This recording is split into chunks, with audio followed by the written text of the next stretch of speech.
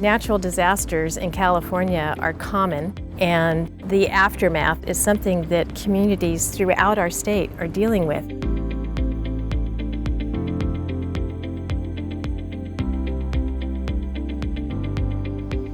The GIS Interactive Map program was designed to help streamline the way that we were going to respond to the debris flow that happened in January 9th of 2018. This event was so traumatic for the entire community. This was something so unexpected and so vast, and it had such consequences and such tragedy associated with it. We started our what's called rapid assessment. We go out and inspect all the affected structures. We did that for 600 in some cases. We had that information available for individuals that may have still been subjected to evacuation orders. Before they even went back to their property, they could see the safety assessment was done on my property. This is who I can contact, and this is, the information that's available. If they go onto our website, it was the first link that was on the page. They would click on it, the map would come up, and they could click on their property, and all of this information came up, the same information that the planning staff had access to, and they could kind of figure out, okay, this is what I'm dealing with.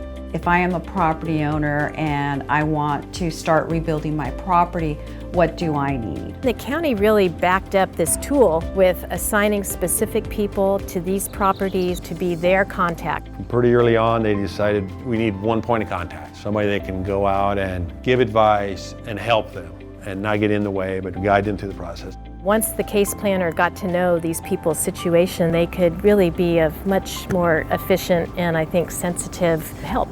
There's a lot of people that aren't familiar with going through a permitting process, and this might be the first time that they've ever had to go through a process. The idea was to try to create something that could be used by not only the internal staff, but also for the public to be able to use, someone who's trying to rebuild their home to be able to access all the same information that our planning staff and our building staff has access to. We said, let's make it into a map so that way you could visually see where the properties are and then have access to the information for each property that was impacted by the debris flow. Not only did it save money for the county and just staff time and labor of generating a lot of paperwork and files, but it also saved time for the members of the community.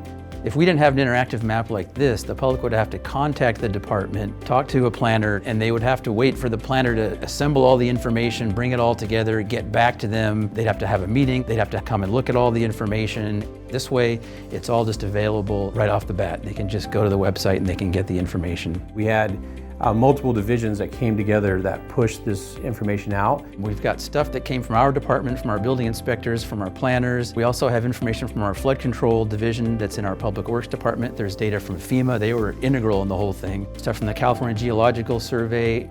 I was really impressed by the county and its response to this. People worked night and day over the weekends. They were out there on people's properties, helping them through it just day after day after day. Behind this map is just a real human element. We are here to help. The county put a lot of resource and heart into helping the community. There's a lot of passion and commitment behind it that we want to be there to help others, and I get a sense of fulfillment and satisfaction for being part of that.